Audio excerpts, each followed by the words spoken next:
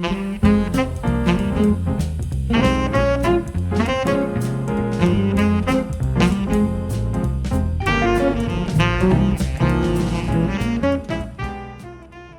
to the Innovative Hotelier, brought to you by Hotels Magazine. I'm your host, Robin Trimingham. Data protection and cybersecurity are critical concerns in the hotel industry, as hotels handle sensitive guest information and rely on various digital systems for their operations. And yet, these are also often the least discussed security issues because no one wants their hotel to be associated with any sort of a problem.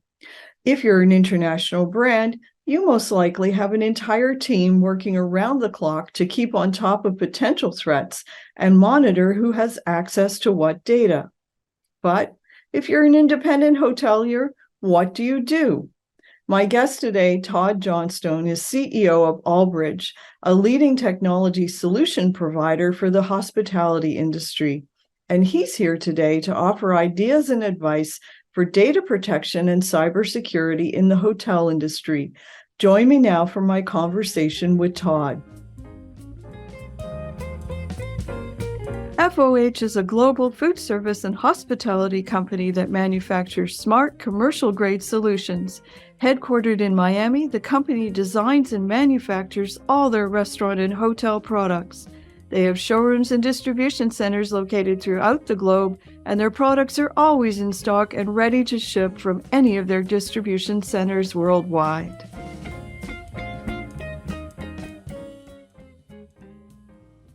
Welcome, Todd. It's great to get a chance to chat with you today. Hi, Robin. It's great to be here. Thanks a lot for the opportunity. Appreciate it. Well, I really appreciate you finding time in your busy schedule to chat with me about what I think is actually a critically important topic for the entire hotel and hospitality industry that isn't being addressed nearly enough. And of course, that's cybersecurity. Let's give everybody a little bit of context here.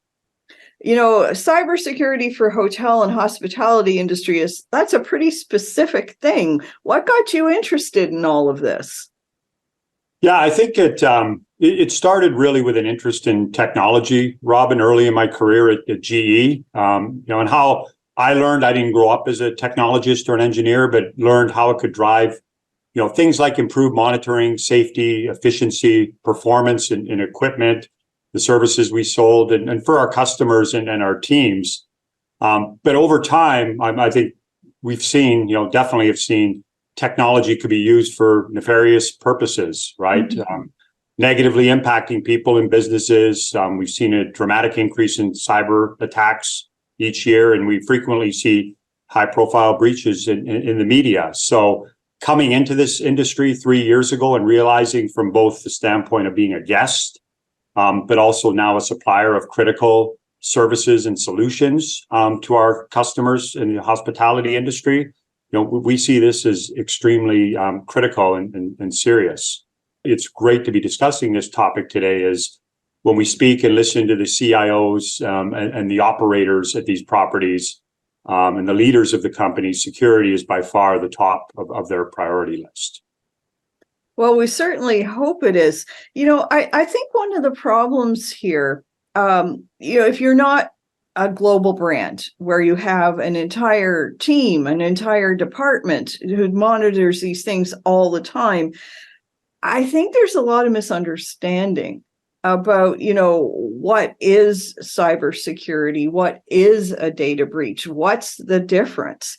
What do you think is the most misunderstood aspect of managing guest data? Yeah. And I think this will be a recurring theme throughout this discussion and why it's so important and timely. I think just from the, I think from a foundational standpoint, because guests own their data, right? We, as partners with our customers and the hotel owners and operators, must be stewards, handling their information appropriately to maintain trust. We need to build solution and services that safeguard the technology infrastructure and maintain data integrity across the property for our customers and enable them to be better prepared with tools and processes if required. And this is a level of trust that the residents and guests give to our hospitality customers, and in turn that our customers require of us. And what I would say, if you're not a large brand, don't have large teams supporting this, there are technology partners out there that can help you design your technology infrastructure end to end, help you build a multi-year plan that supports the processes and practices that you need to have in place. It helps you prepare for audits and things like that. I think that's important. But I do want to emphasize that as a company that designs, engineers, and supports the networks and all the devices and software in a property that utilize that network, security and trust is everything. And this is foundational to ensuring that our customers can maintain safe and effective data security practices for their customers and residents and guests. Now, before we started today, you and I were chatting, and you made an excellent point. You were talking about just the number of places and ways that there could possibly be some sort of a data breach. To my mind, there's differences between data you collect, data you store, and data you have to protect. And I'm probably oversimplifying as far as you're concerned. Yeah. Talk to us about this and maybe give us an example of like what the different kinds of data actually are that we have to consider in a plan. Yeah, no, it's a great question. And I'm a big believer in if you can't simplify it, you can't really understand it. So I don't think it's an oversimplification at all. And I think I'll break it down when we talk about us as Allbridge or a technology partner to our hoteliers or hospitality customers. We as Allbridge, we actually store very little data, and we take great care in ensuring we store the minimum required, that we're compliant with all the credit card processes, the DSS, the PCI, GPDR, but then we help our clients understand what's relevant to them, and they store a lot more data. So by design, we store very little data. It might be a guest's last name, and our customers, as I said, store a lot more. But working with them to be clear on what data is actually mission critical, and limiting the amount of data that you collect and process, right? Do you really need to store credit cards? Of course, as loyalty members, you need to have, I would appreciate you having my name, first name, last, maybe some information from my last stay, my phone number. I allow you to have that, as well as my loyalty number. That's appropriate, right? But it's up to each property to decide, because what we have found is there is an overstorage of data, and that's not only true of this industry, right? But then ensuring you're compliant, and we can talk about that later, with local processes, and some of these are regional and even state-based local practices and laws and requirements, but ensuring you're consistent with that. But I think one thing connecting these two questions as well, Robin, is misunderstood in this as well, is how critical, I think a lot gets focused, as it should, on processes, practices, laws, and requirements and outcomes, right? To your point, we got a breach or we haven't had a breach. But I think what's misunderstood is how much work and, again, planning needs to go into much earlier and foundational level technology, right? How critical the underlying technology infrastructure is, from the robustness of the network to the effective connection and interoperability with all the devices on a property.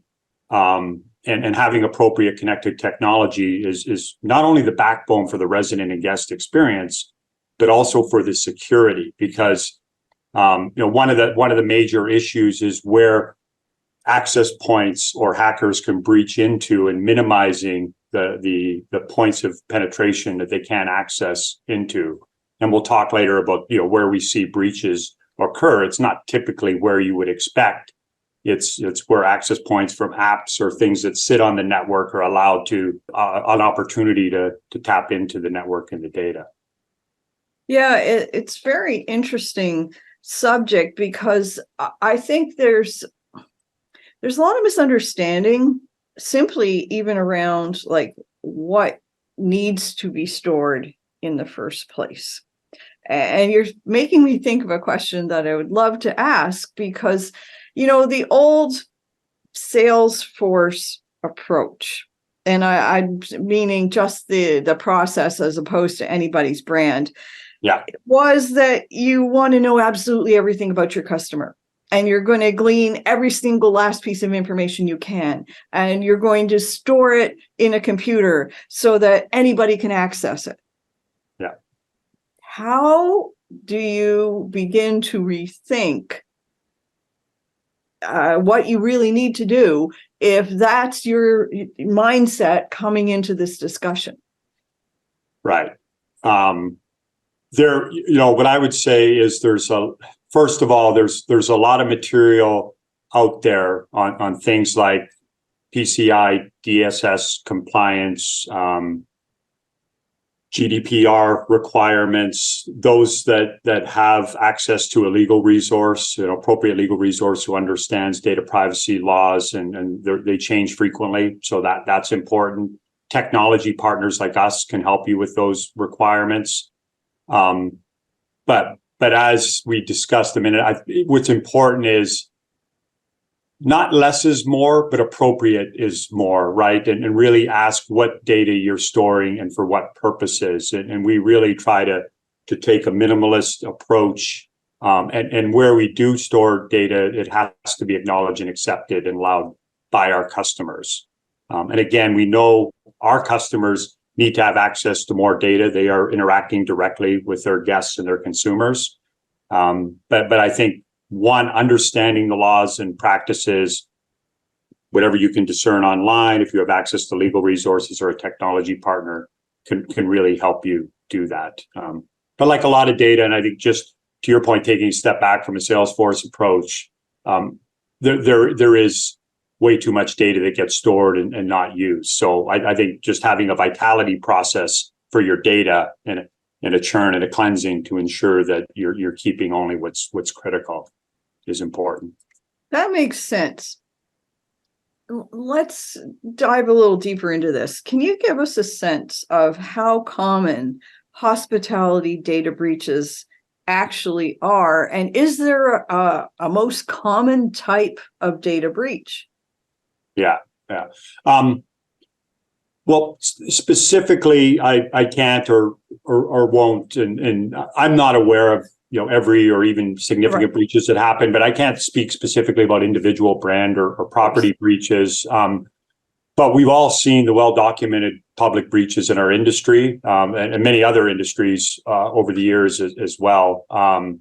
As mentioned, attacks and breaches are only increasing, and we know they erode the trust, they damage the reputation, the brand, and have a significant financial impact. And we know that data collectors and processors take this very seriously. I think dialogues like this in larger forums just need to be more out in the open to share best practices. That's one thing we find that helps. And they're always looking for ways to limit their exposures. And we work with a lot of customers on this. I think one thing I would say, but before answering the specific question,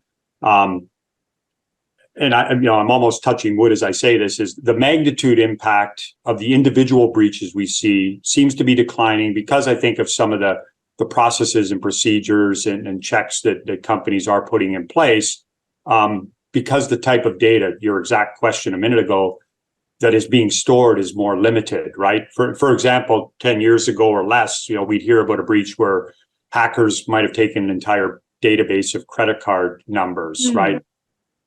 Again, I'm touching wood as I'm saying this, but this hasn't seemed to be happening as much recently as the industry has evolved, is much more aware, and customers and companies are more discerning about the data they store. But, what we do know around where we're seeing the breach most often is that a lot of industries, including hospitality, have technology systems that have been built up in a fragmented, if you will, bifurcated, disconnected way, versus a single robust end-to-end solution, right? So they may have had 2 or 3 different network types installed or upgrades done in different stages by different providers.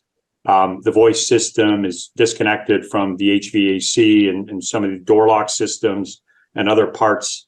And this just increases the points of risk and vulnerability, as I mentioned earlier.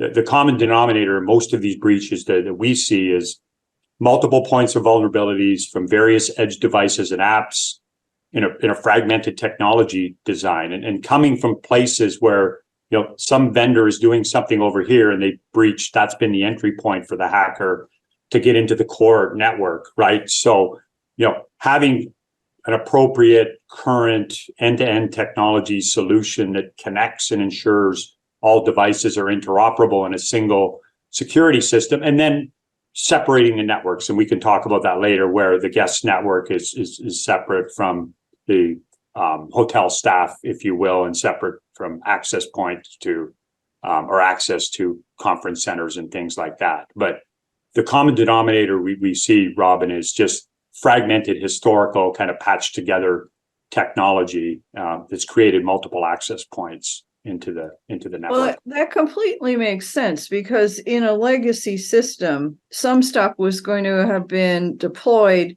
before really advanced, security measures and firewalls were really, the thing, if you will. That's right.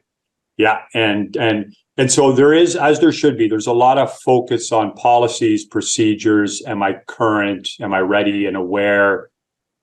But that's typically a reactionary, right? The focus is on the breach end and the reactionary. But what we try to focus on with customers is, why does that happen, right? The root cause. And it's not just because the hacker came in every time here. It's because there were multiple points and different stages and ages of technology, and not a coherent plan for it, to your point. So. Okay, so if somebody is listening to us and they're taking us seriously, then they're starting to wonder, well, where might I be vulnerable? So if you're a hotelier out there, how would you recommend that they begin to do a risk assessment to figure out what or how they might be vulnerable? Yeah. Well, first, I would say take stock and start your assessment with just an internal audit of your systems, their age, the provider, who your partner and support is. And there's no magic number here. It depends on the size of the property. But if you don't have a single partner or two with a throat to choke, if you don't have an updated instance of every critical technology software platform you have, I think your risk of breach is higher than someone who does. So it starts with just an internal self-assessment, or working with a partner who understands the technology, or who has at least worked with you on one part of the installation to help you do that assessment. And we do that frequently with partners or customers who don't, to your earlier point, have that large internal team to help them with that. So a little bit of a controversial question here. In this day and age, if you're a boutique operator, would you be safer with an independent legacy system that's essentially a standalone because you're a boutique operator, or some sort of a cloud-based cybersecurity solution? And why do you say what you say? Yeah. I think initially, as cloud-based systems became more prevalent, some might say that a legacy on-prem system, and I've heard this was one of the arguments, that we want to keep this on-prem and keep the CapEx on us because we own it. It's secure, not necessarily scalable. That was a while ago, right? And legacy on-prem system is being more secure than cloud-based systems. Our belief and my belief is that's a false sense of security in most cases, and the questions are connected to the last question, right? That I think cloud-based providers, especially those that scale, and a lot of the popular large names that participate in this space, they're more active in patching flaws and use best practices with their upgrades and keeping their technology current. They have to, right? But again, that's core to their business. I always argue, and we talk about ourselves and our customer, what's core, and certainly for our customers, having on-prem systems to manage all their technology, that, their core is resident guest experience, driving room rates, keeping occupancies up and continuing to evolve that guest experience, not managing a large on-prem database, right? So I think, that's just natural for cloud providers, especially those that have scale to do it. And we do find, back to the previous question, that older on-prem systems many times are behind on their patching and maintenance, which can leave areas exposed to hackers as well. And connected to the prior question, if you have something on-prem, we, our technology partner, can work with you, cataloging all your equipment, regularly validating that the equipment is on proper firmware version, working with you on a path, on a migration to a cloud-based system, if that's where you want to go. But again, this whole topic, new security flaws are discovered every day, every week, especially with advanced monitoring, right? So proper monitoring and mitigation of your network and your technologies, it's vital. So that's hard to do if you have something on-prem, unless you can do it at scale. But again, there's a lot of customers who've been very successful and safe with their on-prem systems. Well, we've just seen such an evolution of cloud-based systems that would be our answer. Yeah, no, I think you're making a valid point because, to oversimplify this, it is absolutely completely possible to still have a rotary dial telephone in your home or your office and make phone calls. But why would you do that when, there are cellular technology and smartphones and everything else that functions so much better and you can do so much more with it? Yes. Yeah. So what, in your opinion, then is the most effective way to restrict or monitor access to data? Yeah. We share a lot of best practices with our customers, including our own practices that we follow at Allbridge. But this, in terms of restricting or managing access to the resident or guest data for our customers, doesn't generally apply to Allbridge, again, beyond sharing best practices and learning. As the application providers, say for the property management system, the PMS, the loyalty programs, the application providers set the security on the data access with our customers. Again, we talk to our customers about how they do this and making sure, again, it's essential if they want our advice and best practices.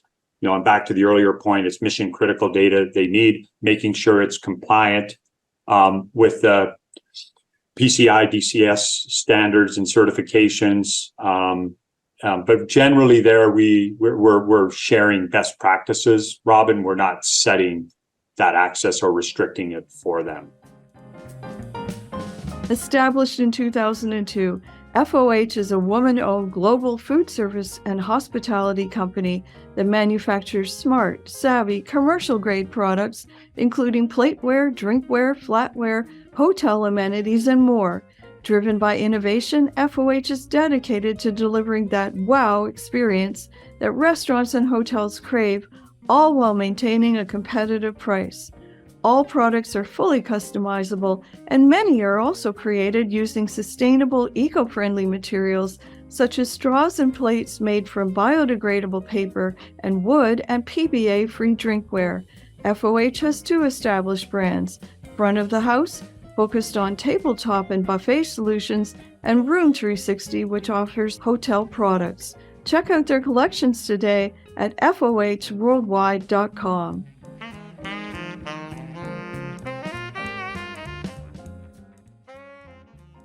You alluded to something earlier, and I want to come back to it.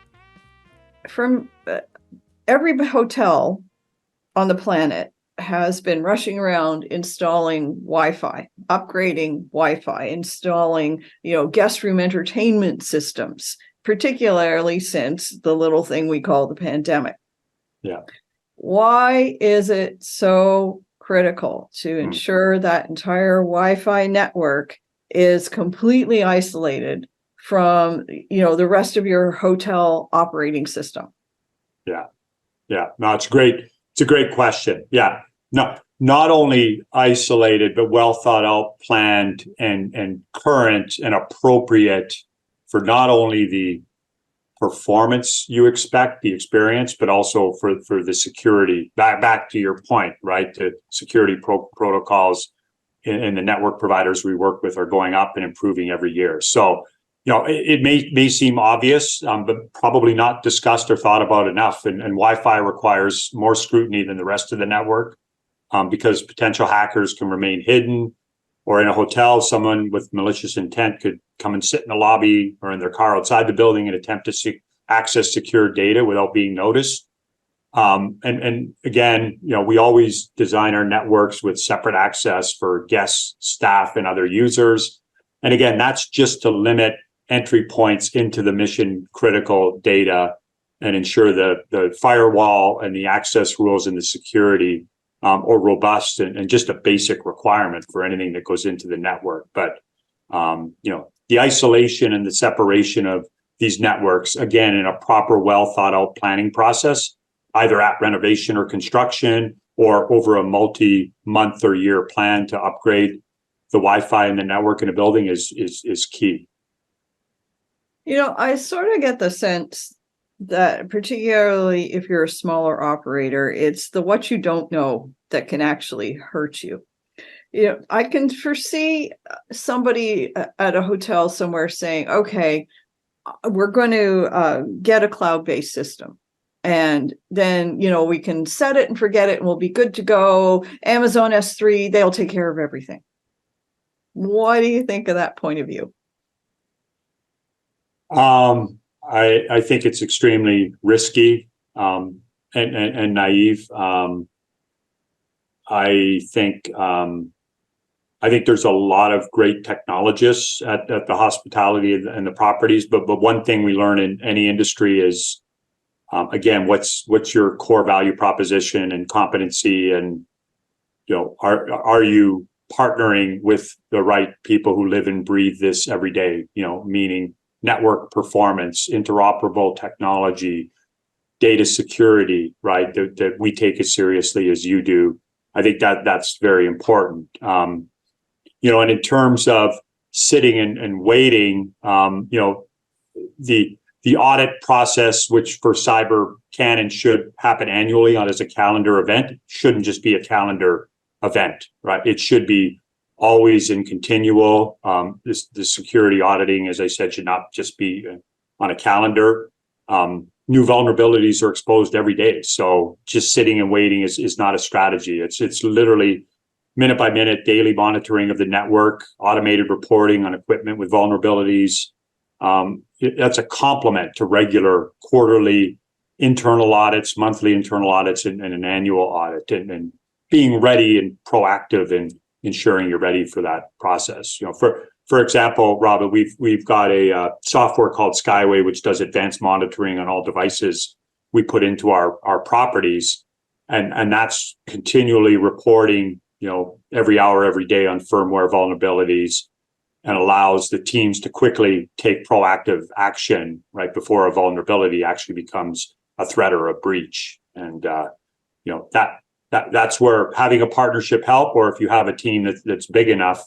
But this is a continual event, not just, trust that my cloud-based system will be secure and I can checklist and pass my audit each year.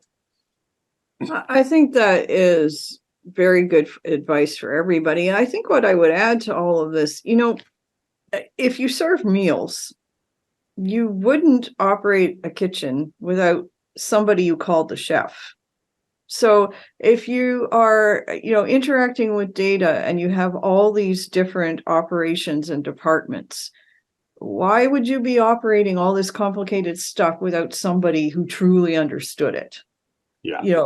And was qualified and able to monitor it for you and audit it for you and all that other stuff. I mean, I realize from a revenue perspective, that's a cost because we're talking about salary and training and things like that.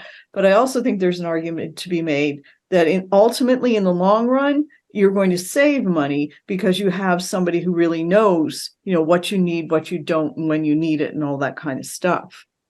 Couldn't agree more. Couldn't agree more. It starts with customer experience and having an experience that is outstanding today, but scalable for the future, right? We all know bandwidth requirements are going up. And to your point on cost, right? I won't go on a tangent here. We all know that one outage, what it does financially and reputation wise, Oh, it's devastating. That cost dwarfs versus any annual technology budget or investment that would get made. It dwarfs it. You know, you talked about needing to make sure that you're compliant with the data and privacy regulations and legislation in whatever jurisdiction you're operating. That is not everybody's cup of tea. No. And it's also not always the IT guru's cup of tea either, if we're being honest about this. Somebody who speaks data does not always speak, law books and legislation. Yeah. What are your suggestions for how to make sure that you are on top of everything you need to be on top of? Right. No, not my cup of tea either. So that's exactly the point, right? On staff here, we have a legal counsel who is much more adept and up to date and current on data privacy laws and practices. She works closely with our CIO, who we work on our audit practices, and we have a managed service practice with experts who work with our customers to help get them ready. But I'm not the expert, but we make sure we have the foundation and we have the experts on the team. And I would say it starts with things like there's a lot of material and content on things like PCI DSS compliance, as I said, GDPR, just making sure that you're aware of it, you're learning from it, it's out there, making sure that's in place. We can help with that. Other technology partners, consulting your legal counsel if you have one.